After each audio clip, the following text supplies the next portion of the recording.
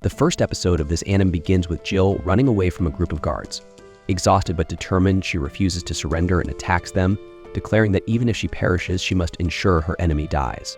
Fueled by anger, she insists that her enemy will not mock her.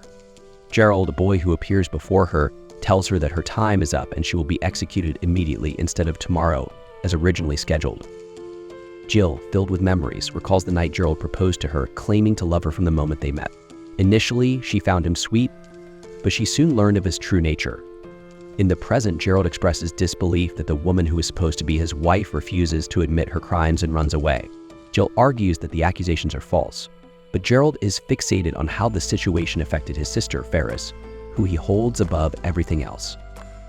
When asked how Jill escaped, she proudly responds that she overpowered the guard who relied too much on his strength. Gerald grabs her by the hair and tells her that had she remained loyal, she could have lived a long life, raising his children. But now, he feels it's better that she won't have the chance to pass on her traits to their offspring. Gerald orders the guards to take her away, but Jill manages to escape and attacks him with a sword, failing to kill him before fleeing again. She climbs to the top of a tower and defiantly tells Gerald that he didn't abandon her, she abandoned him. She then leaps from the tower. Gerald orders his guards to shoot arrows, and he hurls a spear at her. When Jill tries to stop the spear, she finds it impossible, as if it has a will of its own. Determined not to be defeated, Jill recalls her past decisions, lamenting that everything would have been different if she had made better choices. As the spear pierces Jill's body, the clock strikes midnight and she dies. However, something strange happens. The clock starts spinning backward, and time rewinds. Jill wakes up to find her parents, who had passed away, alive and in front of her. Shocked, she realizes she is no longer in the present, but in the past, right before Prince Gerald's 15th birthday. Jill, her father Lord Serval, and her mother arrive at the royal capital for the birthday celebration. Jill is stunned to see that Gerald is only 15, as he should be 21. As she enters the ballroom with her family, Jill becomes overwhelmed and terrified when she sees Prince Gerald again. She quickly excuses herself, telling her parents she needs fresh air. Outside, Jill reflects on the past, looking at the palace that hasn't changed. She notices Princess Ferris' bedroom and recalls how her engagement to Gerald was merely a cover for his forbidden love for his sister. When Jill discovered their incestuous relationship, she broke off the engagement, which led to her being falsely accused and sentenced to death for attempting to poison the princess. Standing on the balcony, Jill questions whether this is reality or a dream. She is baffled by her return to the past, her parents being alive, and her younger self. She wonders if this is an opportunity to fix everything. At that moment, Prince Gerald enters, and Jill, anxious and sweating, tries to avoid reliving the painful future. Gerald approaches her, intending to express his admiration, but Jill, desperate to escape, excuses herself and rushes back to her parents. As Gerald follows her, Jill panics and lies, claiming she has fallen in love at first sight with the person standing behind her. To her horror, the person behind her speaks, and Jill recognizes the voice. The man expresses his happiness and declares that he will make her his wife. He introduces himself, asking for her name, and upon realizing she is the daughter of Margrave Serval, he comments on her significant magical power. Jill realizes that, although this man is a prince, her decision was completely wrong. She remembers that 6 years from now, this man will unleash his overwhelming power and madness, plunging the kingdom into a sea of fire. He is one of their greatest enemies, the cursed emperor of the neighboring lands. The cursed man then introduces himself as Hades. Hades accepts her offer of marriage, leaving Jill completely shocked. Her face reflects utter disbelief, as if she were burning inside.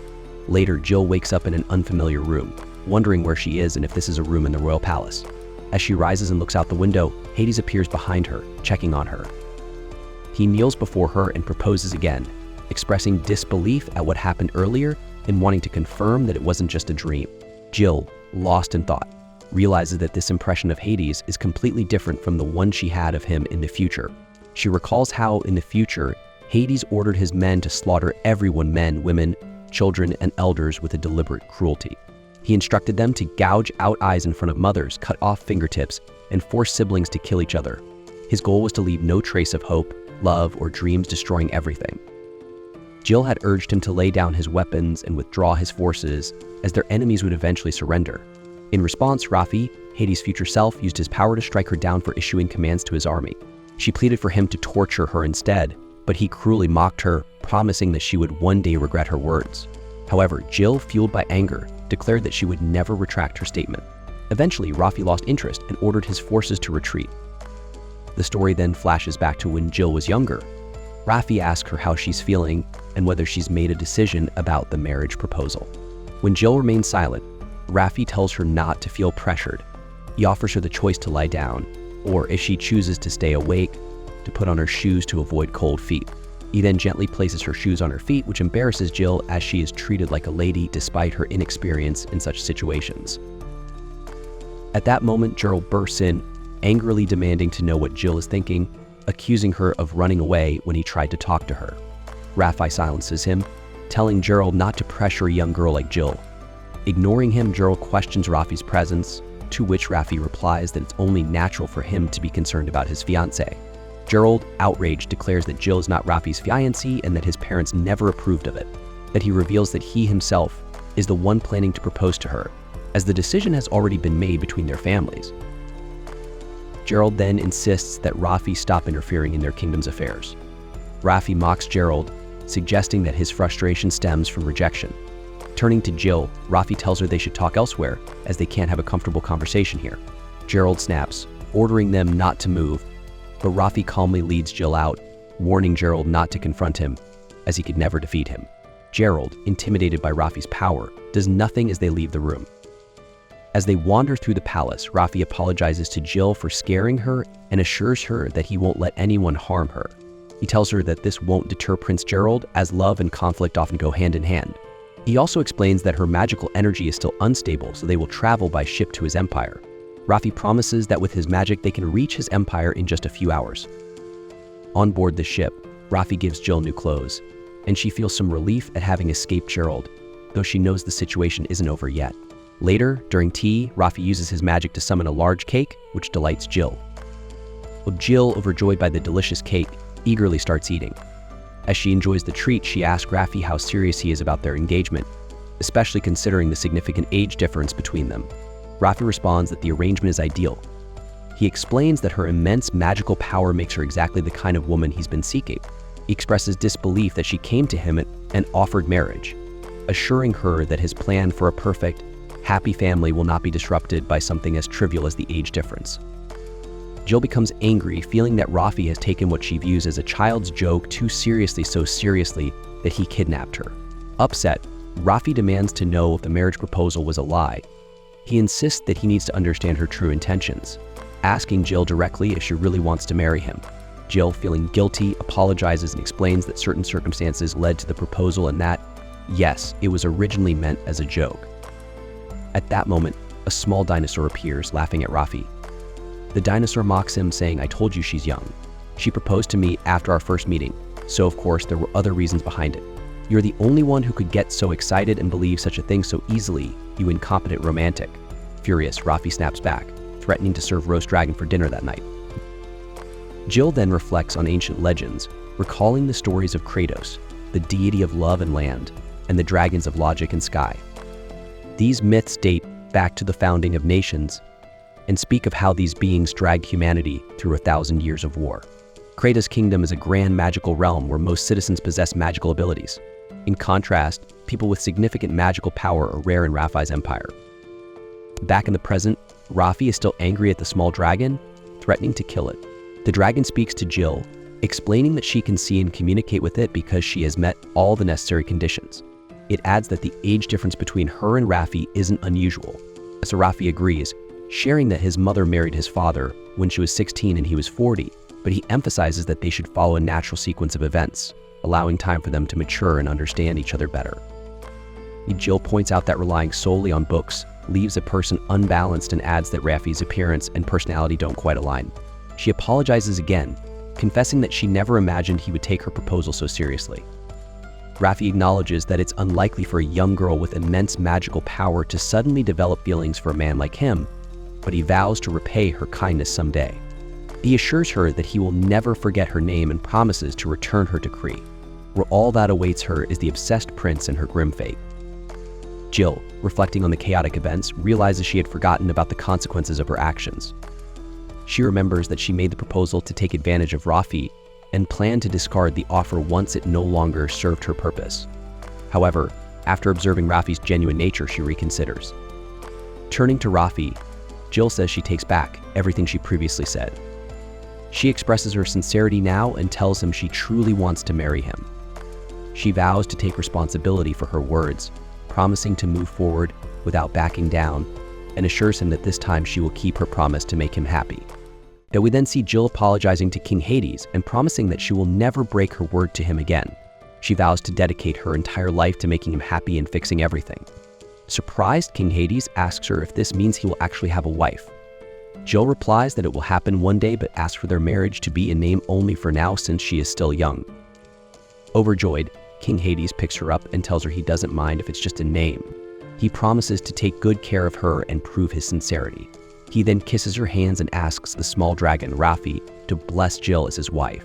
Rafi uses his magic, and a dragon's marriage ring appears on Jill's hand, symbolizing the Emperor's wife receiving the dragon's blessings. King Hades explains that as long as she wears the ring, they are engaged and she is his wife even before the official wedding ceremony. Suddenly, their ship is attacked and King Hades, growing tired, asks Rafi to take Jill to the harbor to protect her. Jill refuses, deciding to protect the king instead. Using her power, she lifts the entire ship and throws it away from the cannon fire, then strikes one of the bombs, causing it to explode at a safe distance. So they eventually reach the harbor, and Jill informs the soldiers that King Hades is aboard and needs medical attention. As Emperor Hades is taken to be treated, Jill speaks with Rafi, who thanks her for saving the king.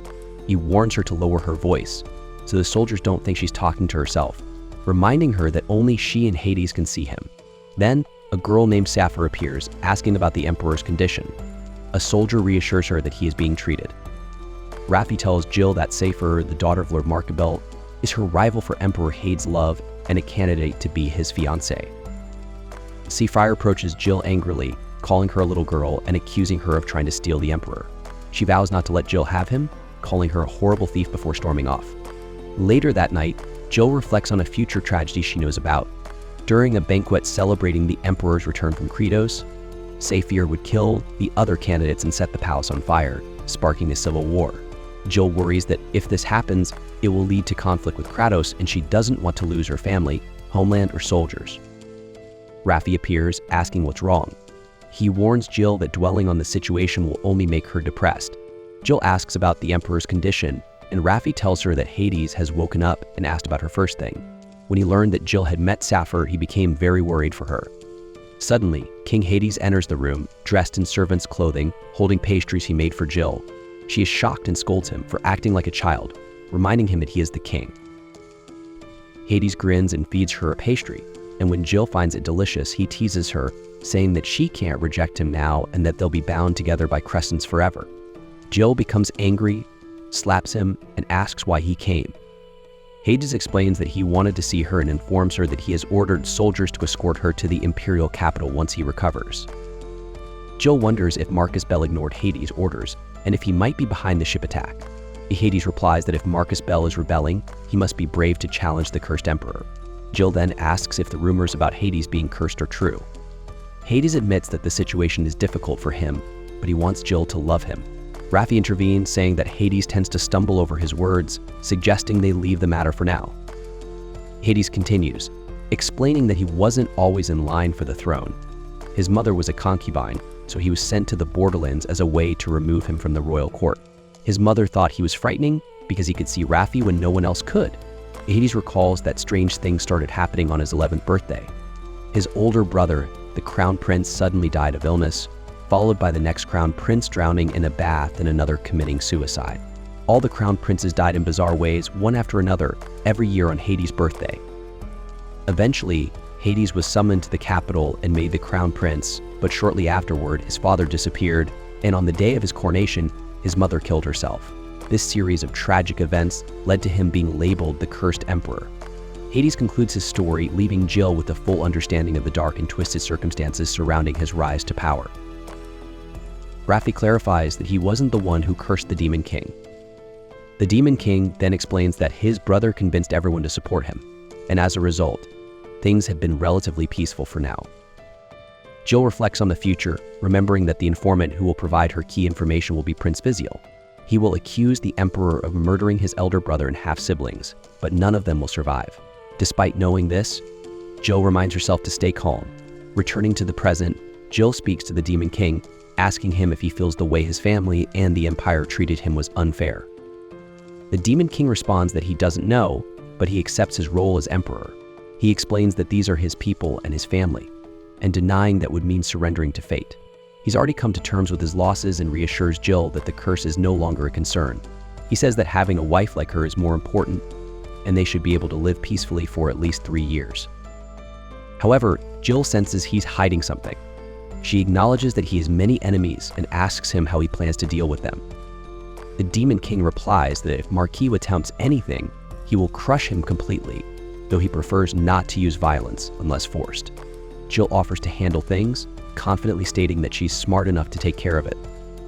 Suddenly, the Demon King collapses from exhaustion but assures Jill that he's fine. Despite the serious situation, he cheerfully mentions wanting to bake cakes and bread just for her. An attendant warns him not to overexert himself, reminding him not to end up bedridden again. Raffi thanks the attendant, expressing that he feels like a younger brother to the Demon King. The next day, Jill, disguised as a young man, walks through the streets and overhears Princess Tucker talking to a priest in a church. Sappho is certain that the person in question is Emperor Hades, but she's unsure why there is any doubt about his identity. She confides in the priest, saying that her father, Marquis Bell, seems concerned for her since she's a candidate to become Emperor Hade's fiancée. However, Sappho notes that Hades prefers his fiancées to be younger than 14 and she's already 16. Jill contemplates what to do with this information and whether to inform Raffi. She then overhears the guards talking about sending a signal to close the gates, realizing that they plan to capture Sappho. Soon after, soldiers enter the church to arrest Saphir. Jill, initially hesitant since she was only there to gather information, decides to intervene and enters the church. Meanwhile, Raffi is in his room when Marquis Bell informs him that an unknown force has taken over the seaport. The attackers are reportedly under the envoy Raffi brought from Kuritos, and they've taken Bell's daughter, Saphir, as a hostage. Bell plans to send special forces to rescue her. Raffi asks about his fiancée, which irritates Bell, who accuses her of being a spy. He blames himself for the port's fall and requests that the northern forces not withdraw from the city immediately. Raffi agrees but warns that if his fiancée is innocent, he will take appropriate action. Back at the church, Saphir and Jill are thrown into a cell after the guards discover Jill's true identity as a girl. The guards celebrate, knowing that capturing Saphir is a major achievement. Saphir angrily reminds them that she's Marquis Bell's daughter, but the guards tell her to stay quiet. Saphir, however, remains confident that Emperor Hades will come to rescue them. Jill listens as Saphir recounts her story. Her father asked her to consult the priest about Emperor Hades, someone to whom she owes a great debt. She lost her mother at a young age, and after her father remarried, she was sent to live elsewhere but didn't fit in. She often escaped to a place where dragons rested, and though she didn't understand their language, she felt a connection with them. Saphir explains that after Emperor Hades ascended the throne, he asked to meet her. During their first meeting, he asked if she saw something on his shoulder, but she couldn't see anything. Her parents scolded her for this, saying her answer was wrong and that they had to repay the money used to send her there. However, Hades protected her, and that's why she wants to help him. She confessed her feelings to Hades before he left for Kratos, but he rejected her because she wasn't under 14 years old. Listening to this, Jill is disillusioned with Hades, feeling that his rejection tarnishes everything good about him. Saphir continues, explaining that she started to think Hades used that excuse to disregard her feelings, especially after he brought a younger girl from Kratos. Jill considers helping Saphir, but knows that both her father and the priest are involved in the schemes. If they escape, Jill risks being labeled as the leader of Saphir's kidnappers. Jill concludes that her only option is to expose the Marcus schemes in front of everyone, but she's unsure how to achieve that alone. Just then, Zeke and Camilla enter the prison, arguing with each other and blaming one another for the chaos. Jill recognizes them and they are surprised that she knows them. Camilla reassures Jill, saying she's like a big sister to her. Jill recalls a past connection and begins to cry, telling Camilla not to be scared of Zeke, even though he looks stern. Jill reflects that in 6 years she will lose so much, but now she realizes that nothing has been taken from her yet. For the first time since traveling back in time, she knows everything is still in the future, and she resolves not to lose anything this time. The story continues with Jill and Miss Saphir in a cell, surrounded by strange people who are talking to themselves. Jill stands up and tells everyone to be quiet because Miss Saphir is frightened. Using her powers, Jill breaks the chains on her hands and then frees the others in the cell. Everyone is shocked and wonders how she did it. Jill brushes it off, saying it's not important right now. What matters is figuring out their next step and stopping the fighting. One of the prisoners explains that after gathering information, they discovered that savages had disguised themselves as northern soldiers, infiltrated their ranks, lowered the gate, and separated the town from the port. They also took the Marquis Bill's daughter hostage and seized control of the port. Another prisoner asked why they would disguise themselves as northern soldiers, who were supposed to defend the port.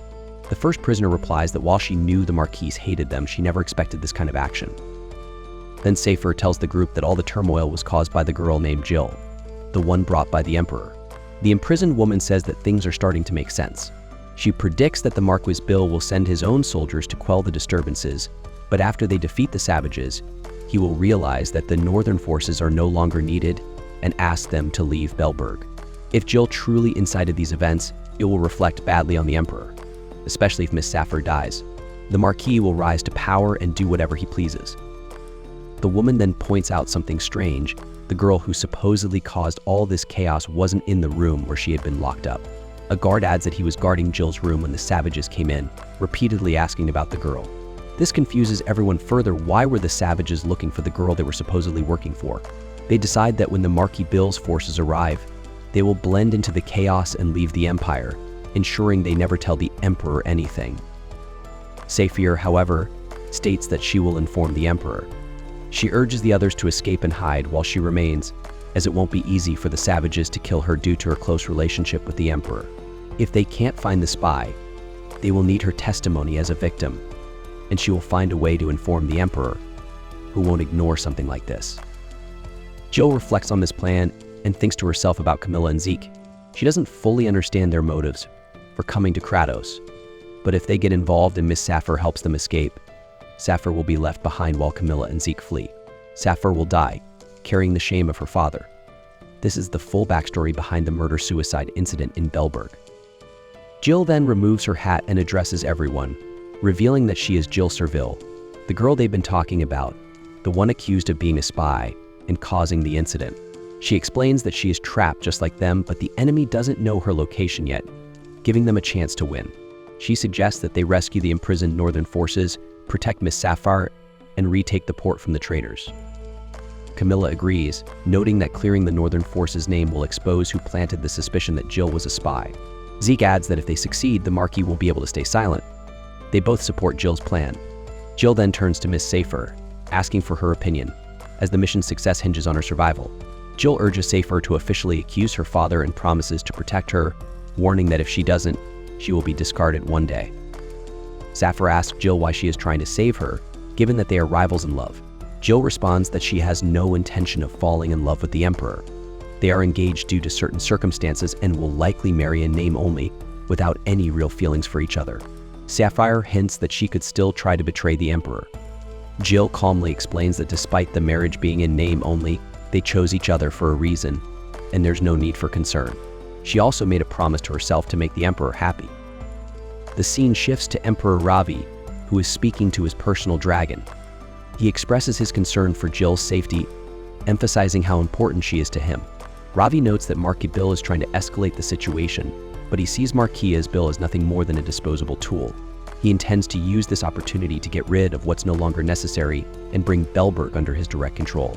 As for Miss Saffir, Ravi remarks that when her father dies and the Belberg family collapses, she can die of heartbreak afterward.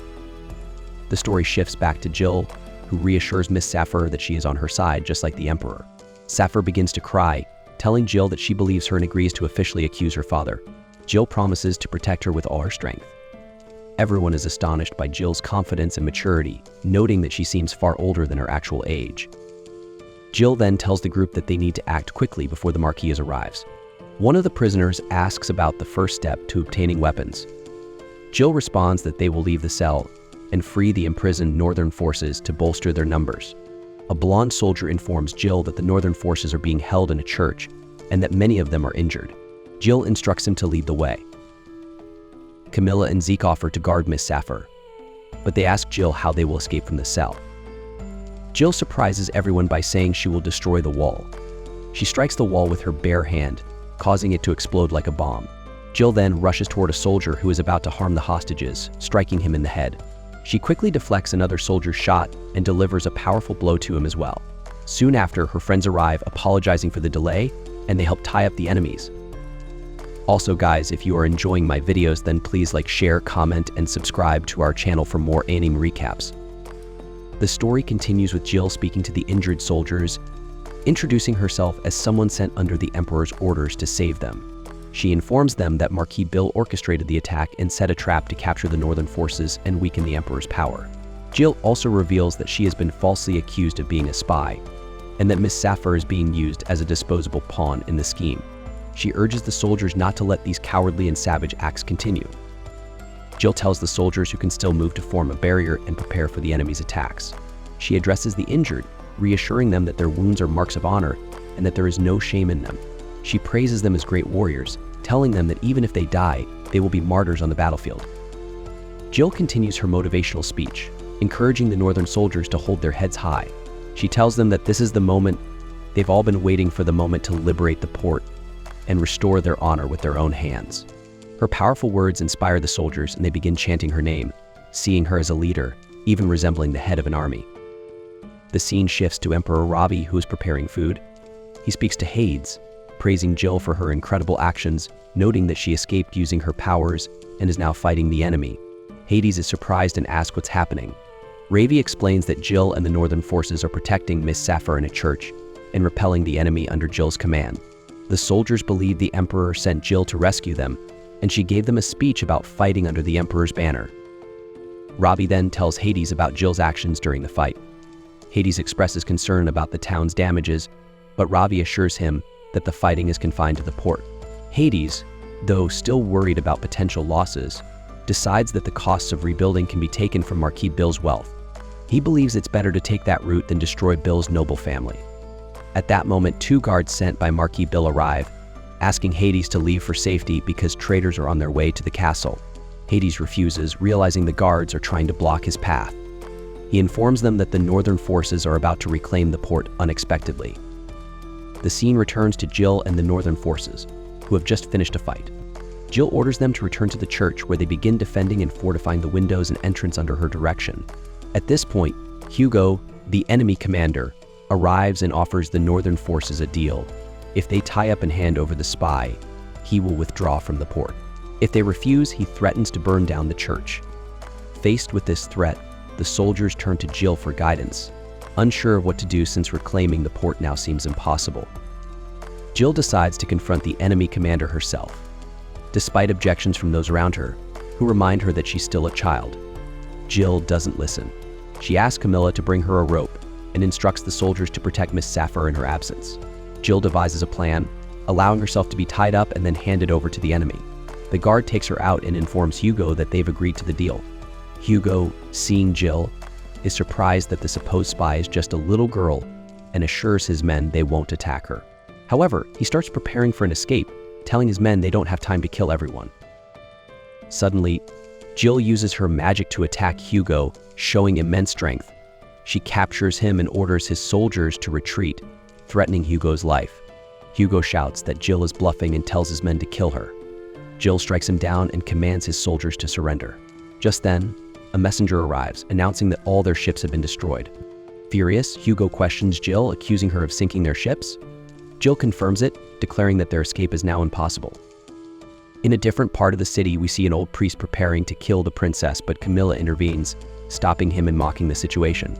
She remarks that a priest attacking others with a knife must signal the end of the world.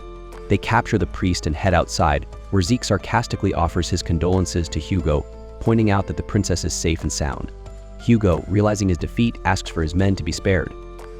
Jill demands to know who Hugo is working for, and he reveals that it's Marquis Bill. Marquis Bill soon arrives on the scene and kills most of his own soldiers. He approaches Jill, recognizing her as the girl who deceived the Emperor, and comments on her youth, yet acknowledges that she is clearly a sorceress from Kratos. Jill calmly welcomes him, informing him that the Northern forces have already defeated the savages and retaken the port. She adds that he is too late. Marquis Bill, however, insists that he's arrived just in time, claiming that all he has to do now is eliminate everyone. Suddenly, Hades sees a dragon flying toward the castle through the window. He tells Robbie that they need to go to Jill, and he plans to save her from the dragon and protect her. The enormous dragon lands in front of Jill, who tells everyone to retreat into the church. The dragon attacks, but Jill, realizing that if she dodges the church will burn, stands her ground. Marquis Bill is shocked and orders the dragon to attack. However, Hades, standing on top of a nearby building, declares that the dragon can't act because the one standing in front of it is the Emperor of Dragons. The episode ends with this tense confrontation.